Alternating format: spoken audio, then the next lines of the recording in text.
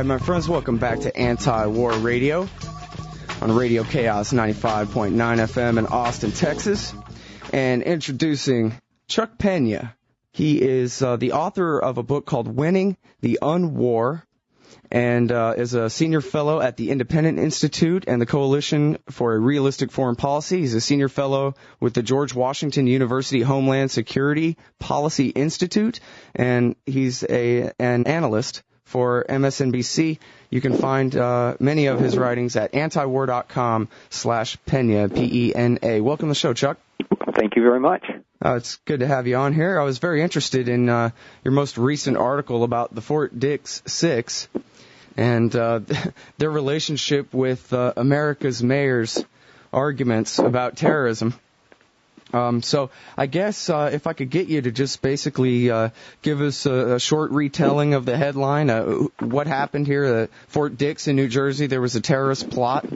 Well, I guess it's almost 3 weeks ago now.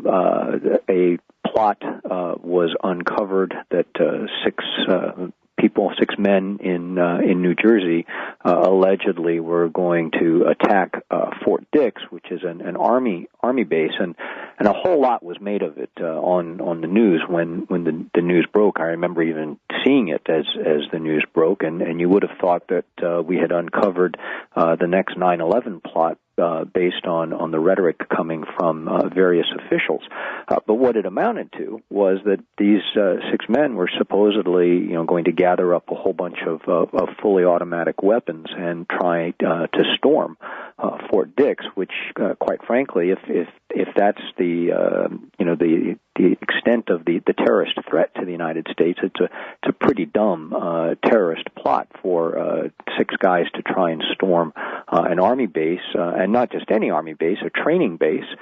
So it has real-life soldiers on the base. In fact, probably several thousand at any one point in time, and most of those soldiers are either going to actually have in their possession firearms or have ready access to firearms, not to mention the security surrounding almost any military installation. So of all the potential targets that terrorists might try to attack, a military base is the last target they would really want to attack, because the odds of them getting even past security are relatively low, and even if they had managed somehow to do that, they wouldn't have survived too long probably once they got onto the base. So I think once again what we've managed to prove is that it's really easy to catch dumb terrorists who engage in really dumb plots. The harder part is getting the smarter ones, and there is an aspect of this particular plot that we've seen in past plots that have been uncovered by the FBI, is that there was an informant on the inside, and that's a good thing. Anytime you can try. Wait, let me stop you right there, Chuck. Yeah. Before we get to the inside of the mechanics of the plot there, about the target choosing Fort Dix. Is this necessarily an indication that these guys are complete idiots, or perhaps assuming that this plot was real at all, which is a big assumption at this point, but assuming that it was, perhaps maybe they were trying to make a point with that look at us, we're not shooting up malls and innocent people. Our problem is your military policy, something along those lines? Well, I guess you could try and read into it any number of interpretations. I mean, certainly on the ideological side, that is, I guess, one possibility, that if the problem is with U.S. foreign policy and U.S. military intervention around the world, if that's the source of the grievance, and certainly it seems to be a source of grievance for many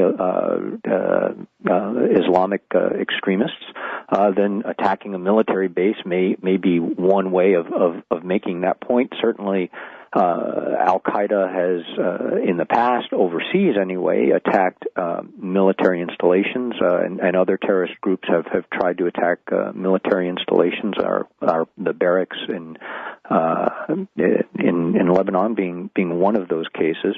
Sure. Well, and the Pentagon on 9/11. Right, and the Pentagon as a symbol of our military power. So there is, I guess, some logic there, but in terms of practical application of if you're the terrorist, which means by definition you are the weaker power, going after a fully guarded and armed installation with what amounts to small arms and light weapons, and only 6 of you. This is not like they had assembled an army of hundreds right. to storm the base.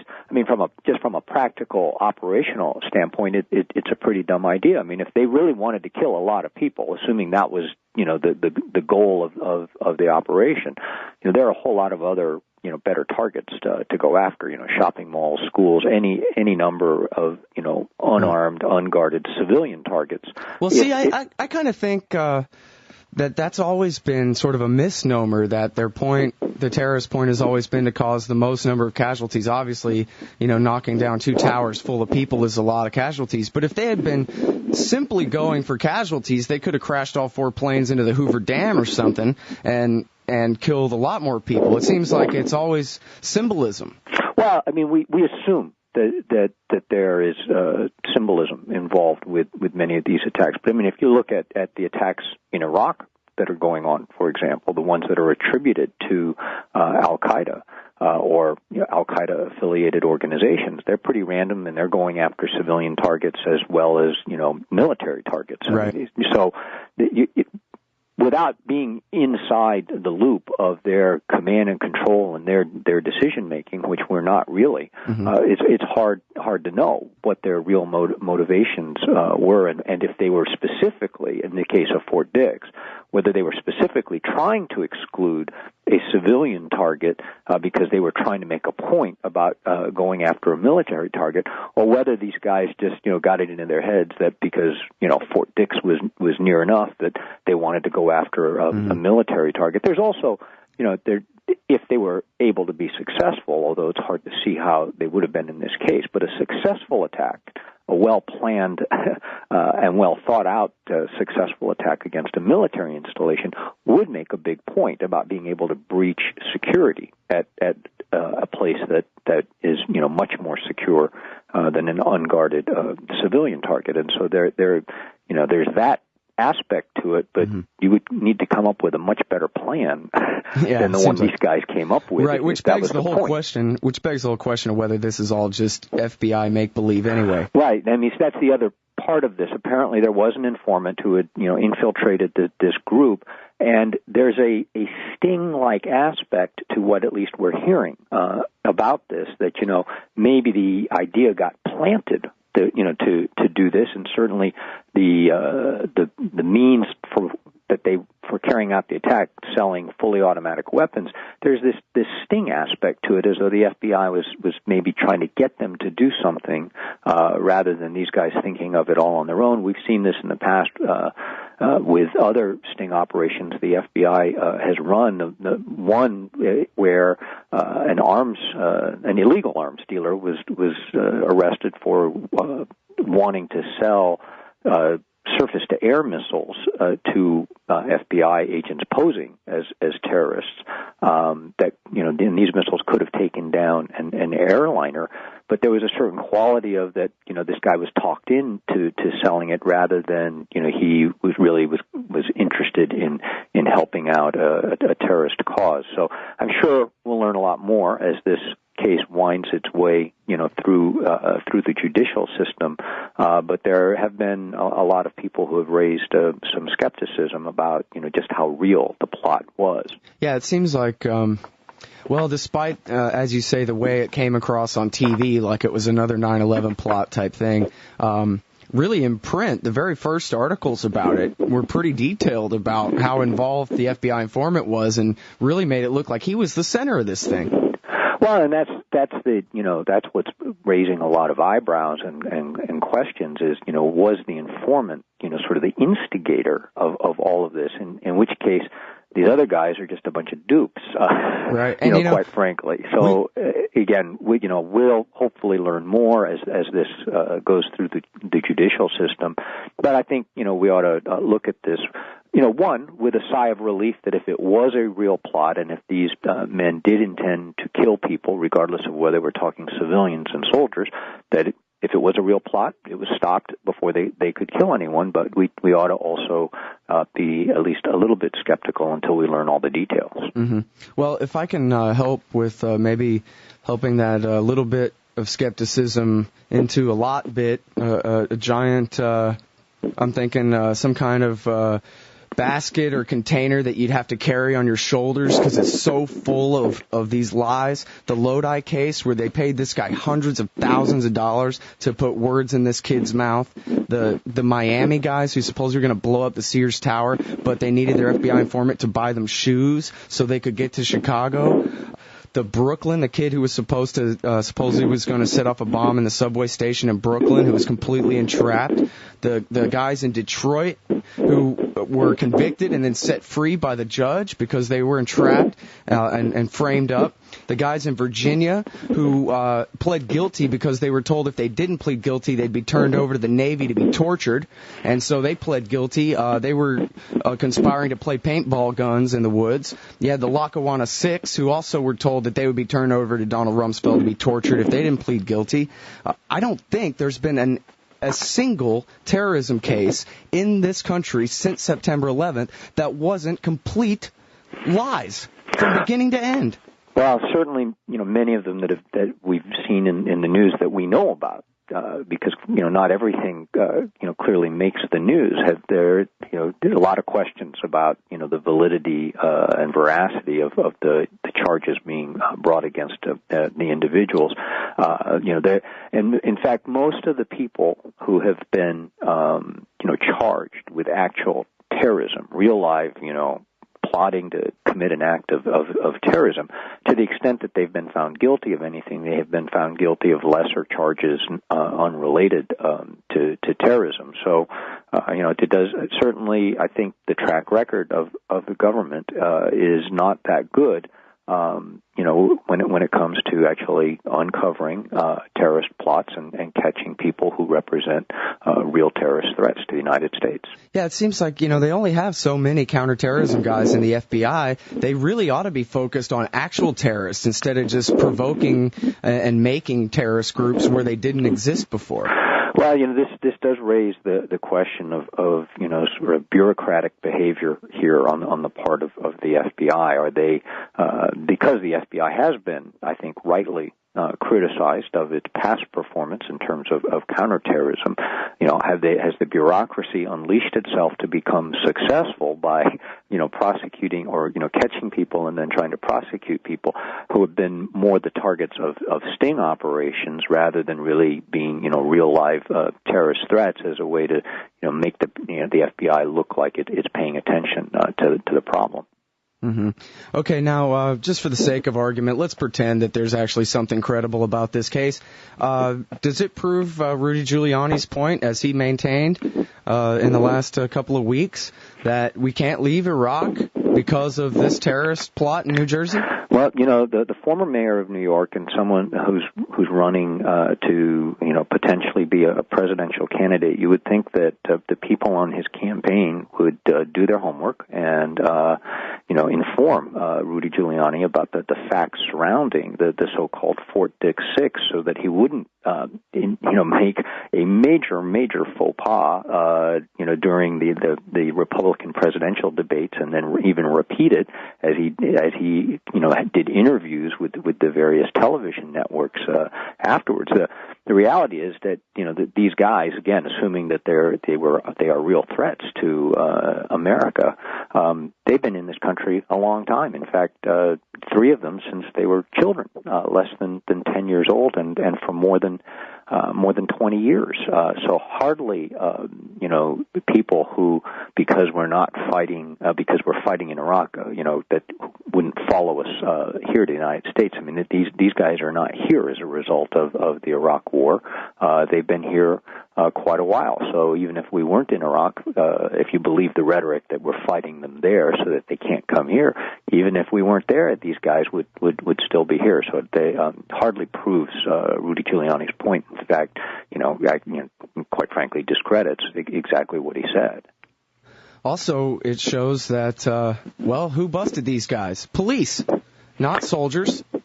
And, this is something that I'm afraid I haven't read your book, The Unwar, although from what I've read about it, it seems like it's right up my alley there. And particularly with the way you end this article, referring to all the most high-profile terrorism busts have been by police around the world rather than soldiers. But George Bush says that we tried that in the 1990s, treating these guys like criminals and prosecuting them, and that didn't work. And that's how we learned the lesson on September 11th, that we have to go on the offensive militarily against these guys. Well, to give the president some degree of credit here, he's right as long as you're going after the right targets, and that's the problem. There will be times when the military is the proper instrument to use going against terrorist targets. They will be the exception rather than the rule, and it won't be large-scale application of military force as we've seen in Iraq. It will be much more selective use of the military, in all likelihood special operations forces going after discrete targets. But you better know who the right targets are to go after. And of course, the big question is, okay, to the extent that the military should be used, why aren't we using the military to go after Osama bin Laden, Ayman al-Zawahiri, and what's left of al-Qaeda's leadership that we all believe is hiding out in Pakistan, which is supposed to be a country that is an ally in the war on terrorism. So the one place where you think we might be able to use the military is the one place where we're not. So the rest of fighting what we call the war on terrorism, what I call the unwar in my book, really is a law enforcement and intelligence operation and cooperative law enforcement intelligence with many countries around the world, and that's how you catch most of these people, not by using the military. And really, the reason you would use the military in Afghanistan or Pakistan to go after these guys is because those places really aren't controlled by local governments with any real monopoly, and so we can't ask them to use their cops to take care of our problem for us. We have to go ahead and use our soldiers in those circumstances. But if we were talking about, Kazakhstan or something, the local dictator there will take care of al-Qaeda for us. We don't need our soldiers there. Well, certainly in the case of Pakistan, the big concern is that even we just don't want to destabilize the Musharraf government because we're, rightfully concerned that a successor government might be a much more, radical Islamic government, and they would have their hands on Pakistan's nuclear weapons. So there is a reason to why we couldn't at least be as overtly active in Pakistan, and there's no reason why Musharraf himself isn't as active as we would like him to be, but at the same time, there are other ways that you can do things covertly, much more discreetly, without having, to make the headline news. But, to essentially ignore bin Laden while making all these other, rhetorical flourishing statements about, the war on terror and fighting the terrorists over there so that they can't follow us home, is to ignore who attacked us on 9/11, and that was al-Qaeda, represented by bin Laden and Ayman al-Zawahiri and the top leadership. There's an author named Peter Lance whose book 1,000 Years for Revenge is it's a great study really from the point of view of what was going on with the FBI, of the war on terrorism throughout the 1990s. Omar Abdel-Rahman and Ramzi Youssef and Abu Alima and the guys who blew up the World Trade Center the first time, and then, of course, Khalid Sheikh Mohammed is Youssef's nephew and, uncle, and it basically tracing the whole story of these guys through the 1990s from the point of view of the federal cops. And he points out very well, I think he documents just extensively, how the FBI never really gave it a shot because they screwed up the first World Trade Center bombing investigation, and so they had to cover that up. And so, therefore, they didn't do a good job in stopping the next one, so they had to cover that up, so they had to cover that up, so they had to cover that up all through the 1990s. As you said, the barracks are being bombed in Saudi Arabia, the embassies are being bombed, the coal's being bombed, and the FBI is never really allowed by their bosses to be unleashed to go and do their job and fight this problem in a quote-unquote law enforcement manner that whole time. So when Bush says that notion is discredited, he's talking about a notion that never really was put in practice throughout the entire 1990s. Well, and the other thing it points out, I mean, it's fashionable, and I'm one of those people that that has been very critical of the Bush administration, and it's very fashionable now, given everything that's going on, to be critical of the Bush administration. But one thing should be pretty clear is that that doesn't mean that the Clinton administration did any better job, going after the terrorist threat to America. And so, we do have to look at this historically and see what was done or not done, as the case might be, and understand what it is that we need to do. But I do also think we need to understand, that part of the motivation, and I would argue a large part of the motivation for people to become terrorists and therefore threats to the United States is our interventionist policy, particularly in the Middle East and Arab world, and that didn't begin with the Bush administration. I mean, the Clinton administration was just as guilty of interventionist policies as was the first Bush administration, as was the Reagan administration. So this is a bipartisan problem that has historical precedent. Unfortunately, President Bush, the current President Bush, has taken this to an extreme and made things even worse than they were before. Mm-hmm. Well, yeah, we know Michael Scheuer has said that the CIA gave Bill Clinton 8 chances to kill bin Laden with surgical strikes, lace a target, and have a plane drop a bomb on him, kind of situations. 2 different chances to capture him, and that Clinton turned down all 10 of those chances. Right, and again, it was a different world then. I mean, 9/11 hadn't occurred. I mean, there were plenty of people like Mike Scheuer who were very concerned about the potential threat that bin Laden would pose to the United States. But at that time, we weren't talking about Osama bin Laden as the guy behind 9/11, and so the urgency to go after him was a lot different then.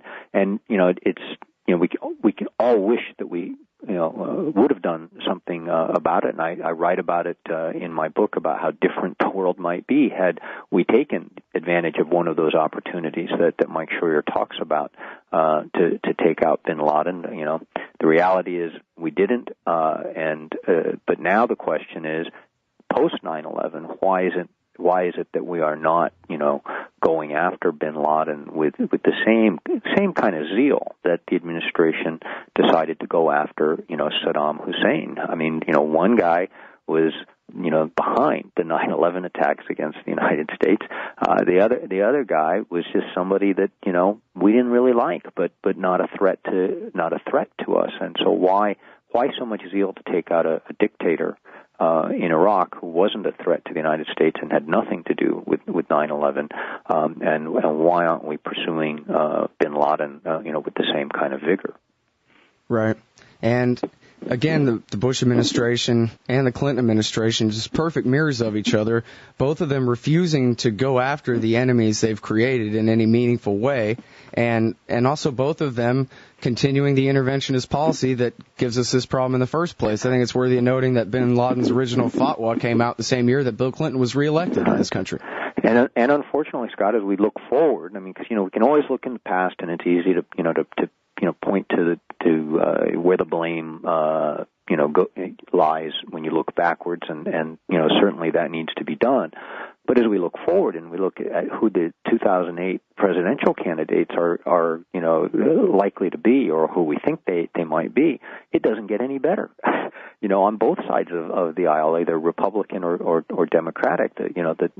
Except maybe for Ron Paul, none of the candidates seem to understand that link between U.S. interventionist policy and the rising animosity that people in the Muslim world and the Middle East have towards the United States, and how that animosity can get channeled into becoming terrorist threats to our, if not our people overseas, certainly, and our country here. And so you look forward to 2008, and for those of us who would definitely want to see a change from the Bush administration, and you look at where the likely change is going to be, regardless of whether it's a Republican or Democrat who will be elected. You look out on the political landscape, and you go, boy, it's not going to get much better. In fact, it could possibly get worse. Do you think that they really don't understand, or they just refuse to level with the American people? That, look, we have decided, we and your government have decided we're going to be an empire, and occasionally some of you are going to die by a few thousand or so as the terrorists come for backlash, but it's worth it. Well, which is what they'd have to say if they were to be honest with us, right? Well, I've heard that argument. I have to say that I'll agree with the first part, that whether they think about it in terms of empire, that most politicians who aspire to become president agree in a foreign policy that amounts to empire, whether they are thinking in terms of the Roman Empire or past empires. But I don't think that. I think the problem is they don't understand the real linkage between a policy of intervention and expansion of American influence around the world, and trying to make the world, in our image, that it results in terrorism. There, I think what we have is a lot of just naive politicians. Yeah, but I don't think they're intentionally trying to put Americans at risk and saying, well, 3,000 Americans, dead on 9/11. That's worth the price of our policy. I think what we're talking about is just real naivete and a refusal to look at the facts and to understand what's going on. That they have this mindset of that where they disconnect our actions from consequences that arise from our actions, and they just refuse, to accept it. I mean, the clinical term is called denial. Mm-hmm. Well, this must really be a reflection of how disconnected our leaders are from the American people, because I'm here to tell you that my friends and neighbors who are not political type people at all can tell you that they hate us for our foreign policy. I thought when I saw that debate, that's the best Giuliani's got? Well, there's not an idiot left in America who still believes they hate us for our freedom. Give me a break. And really, like, people I know who pay no attention to foreign policy, no attention to politics at all, can tell you they hate us for our foreign policy. Come on. And Scott, and as I've gone around the country to talk to various groups, and the further I get outside of the Beltway here in Washington, the more I see that as true also, that people of all political stripes and everywhere in society get it, but our political machines of both the Republican and Democratic parties, they don't get it, and they don't want to get it, because that's not how they perpetuate themselves. Mm-hmm. And then there's this whole question of party loyalty as above all else, which seems to be much more of a drain on the Republican side in terms of the ability for people to come to grips with what's going on. But a perfect example on antiwar.com, Representative Duncan was interviewed, and he has been one of the most staunch Republican opponents of the Iraq War, voted against it, paid a huge political price in terms of his constituents not being happy with him, although he kept his seat in Congress. But in this interview, he's basically said that, well, even if it's a Republican candidate who's pro-war and pro-intervention, that he'll still support that candidate over the Democrat, because the Republican will be better on taxes and a whole bunch of other things that are important to conservatives. Well, that's a sad state of affairs, because foreign policy right now is the issue. And is it worth having a foreign policy that endangers America but it's okay to have lower taxes? I mean, I quite frankly, I don't get that, and that's part of the problem I have with many of my friends, even family members, and who are Republicans, is that at the end of the day, they'll just be Republicans, even if it means voting for someone who would make the country less safe. Yeah, wasn't it Lord Acton who said something about power corrupting people? Yeah, and I don't know that this is as much about power, but for those people that are more politically active or affiliate themselves with one party or the other, they have blinders on a lot of times when it comes to actually looking at whatever the issue is. But certainly, I think when the issue is foreign policy, because I have this same conversation with friends and colleagues who are Democrats, trying to explain to them that Democratic foreign policy isn't that different than the current neoconservative foreign policy. It's sort of just dressed up nicer because they want to have the UN involved, and they put the term humanitarian in front of intervention, but ultimately it's still about unnecessary interventions that have nothing to do with American security, and in fact make it less safe for America, because we engender so much hatred for the United States, even when our intentions may be good. And so the problem is that people on both sides of the aisle don't get it, and ultimately for them it comes down to party loyalty rather than trying to find a candidate, especially on foreign policy, who makes sense. And unfortunately, we just don't. As I said, Ron Paul gets it, but most people will tell you Ron Paul's a long shot as a presidential candidate, because he doesn't have any support within the political base of the Republican Party. It's kind of reminds me of just a baseball game where the fans of both teams are yelling at the umpire and calling him blind because he's basically calling it right. But whenever it's against them, they just refuse to see that, okay, my guy really did break the rules or whatever. In a football game, he wasn't offsides. Come on, ref. When, he was offsides. But at the end of the day, as long as you're rooting for that team, then the ends justify the means. And yeah, if they're pro-war, that's okay, as long as they still have an R in front of their name.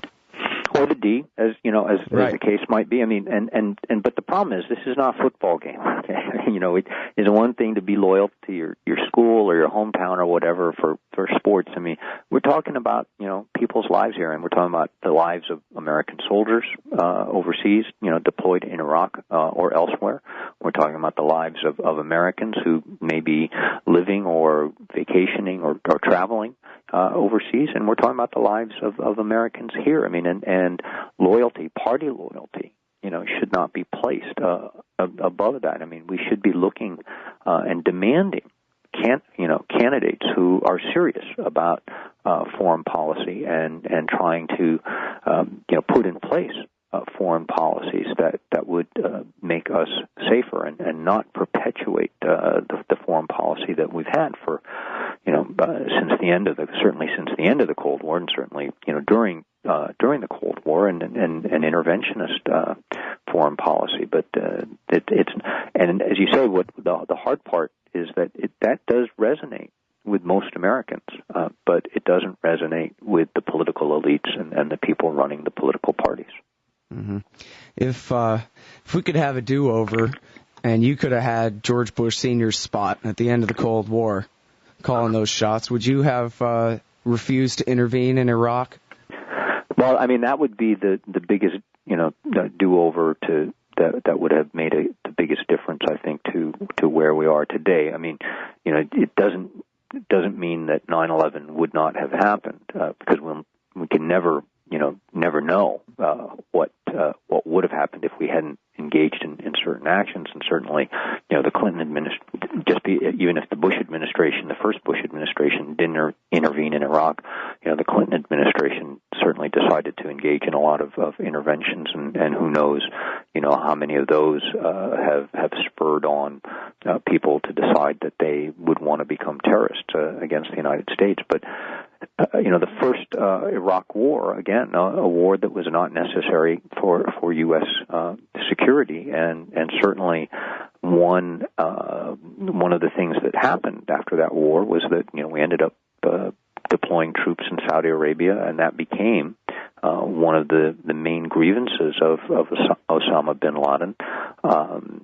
And one can never know. How would the world be different if we hadn't done that? If we hadn't intervened in Iraq and not deployed troops in Saudi Arabia as a result of doing that? maybe bin Laden would still hate America, and maybe he would still try to get other Muslims to become terrorists, but he would have lost a very powerful recruiting tool had we not made those decisions.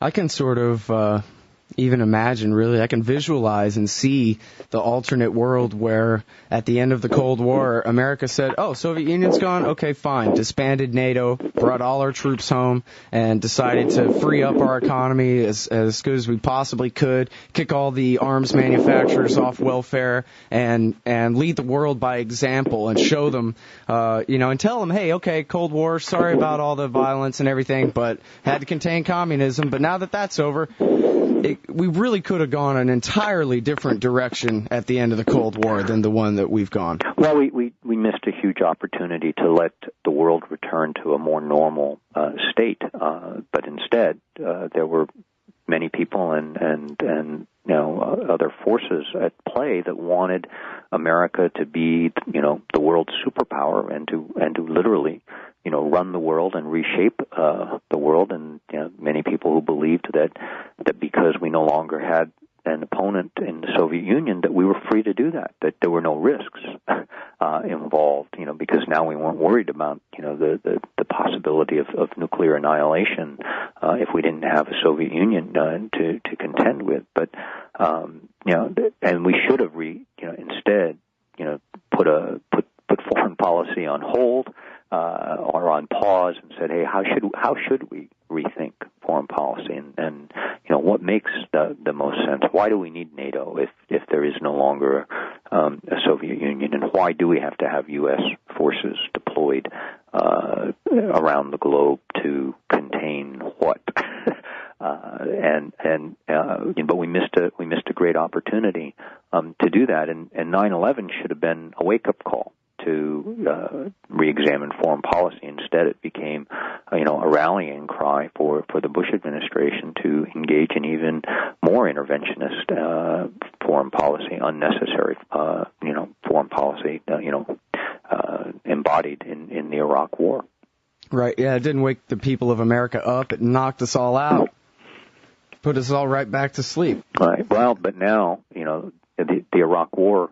Now the question is, can the Iraq War be that wake-up call? Since more and more Americans are unhappy with the war and don't believe the rhetoric anymore. When the president stands up and says, "Well, we're fighting them over there, so they won't come over here." I mean, most people don't believe that anymore. They just believe we're fighting over there and people are getting killed, but it has nothing to do with the terrorist threat to the United States. So maybe if there's anything good that might come out of the Iraq War, maybe it can serve as a wake-up call, and then people can get their elected representatives to make for real change in U.S. foreign policy.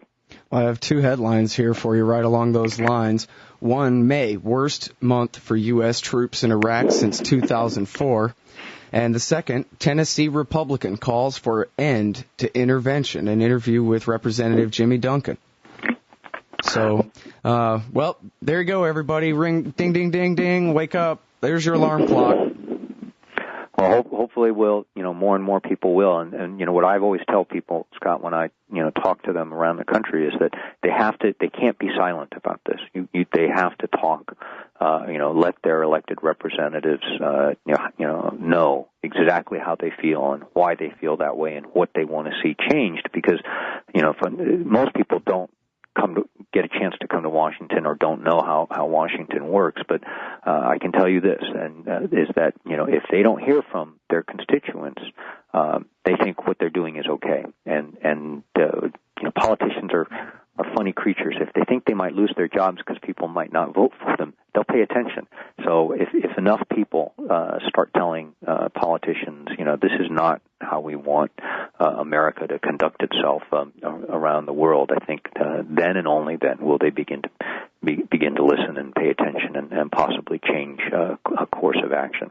I'm so glad you said that. I think people really underestimate the amount of influence that they can have over the House of Representatives. You know, TV talks about the president all day and night, every day, and yet for those of us literate in the Constitution, it's the House of Representatives that decides whether money's going to be taxed or spent, and it's the House of Representatives that's divided into 435 little bitty districts all across the country, and it's the House of Representatives that's up for unelection or re-election every 2 years, and that if people in their local neighborhoods and communities can get together and light a little fire under these guys' asses, they will move.